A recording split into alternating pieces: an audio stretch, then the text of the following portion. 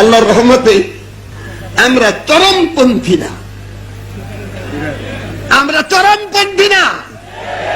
কোরআন সুন্নাহ চরমপন্থাকে পছন্দ করে নাই।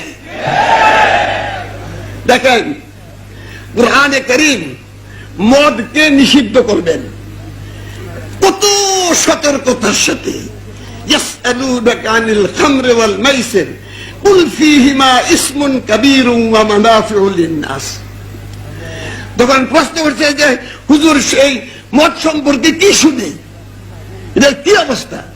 কোরআন আয়াত নাযিল হয়েছে যে দেখো এটার মধ্যে ক্ষতি আছে অনেক, কিছু লাভও আছে। ঘুম না আইলেও ঘুমাইতে চায়, তাই না? কারণ মদ ছাড়া খাই তখন তো ঘুম টুম আসে না। মদ না খেলে ঘুম আসে না, মদ খেয়ে ঘুম আসে। এর সমস্ত ইন্দ্রিয় গুলিকে আপনার নিস্তেজ করে দেয়, ঘুম মনে করে বলে এইটা আছে। 1 নম্বরে গেল এইটাতে কিছু একটা টুকরা দিল। 2 নম্বরে লা তাকরাবুস সালাতা ওয়া আনতুম সুকারা। দেখো মদ যদি খাও নামাজ পড়তে সময় মদ খেয়ে দাঁড়াইও না, নামাজ পড়ার সময় মদ খেয়ে দাঁড়াইও না।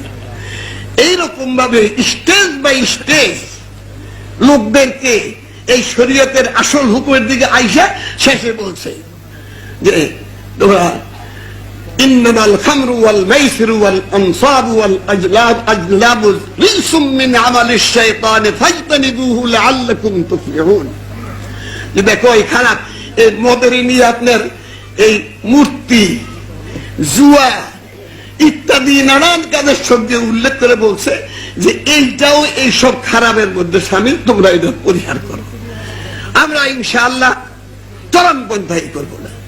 তা আমরা শিক্ষা দেখেন যারা যে সমস্ত দিকে মেডিসিন বানায় সেখানে ঔষধ বানানোর একটা কি বলতে রুট বলে, অর্থাৎ মূল জিনিস যেটা ওটার সঙ্গে নানান রকমের মিলে ওটারে বায়।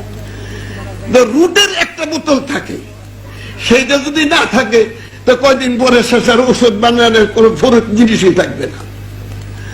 আমরা ইসলামের খালেস ইসলামকে রাখতে চাই শিক্ষার মধ্যে, এবং এটা কথা ঠিক খালি শুধু খালেস ইসলাম, ইসলামের শিক্ষার সাথে আপনার বৈষয়িক শিক্ষা।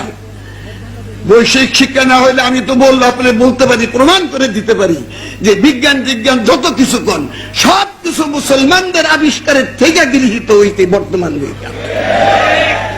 যাই হোক আর আমি বেশি করতে চাই না, আপনার কাছ থেকে বিদায় নেই।